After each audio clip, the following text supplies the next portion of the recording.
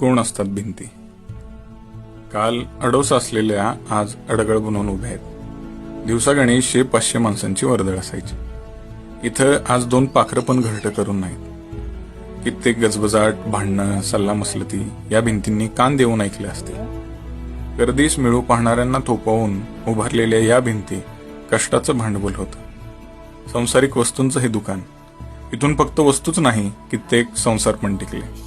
उदार मनानं व्यवहार चालला आणि उदारीच्या नोंदी मात्र रद्दीत. पाया मजबूत होता, बांधकाम ठोस होतं, कारण वास्तू उभारणारा माणूसच चिरेबंदी होता. माणसं जोडली पाहिजेत, ती टिकली पाहिजेत, त्यातच आपलं वैभव. त्यांच्या हयातीत इथं माणसं कायम जोडली गेली. काल समृद्धी नांदताना पाहणाऱ्या या भिंती आज त्यांच्या विचारांच्या वारशाची साक्ष घेऊन उभ्या आहेत.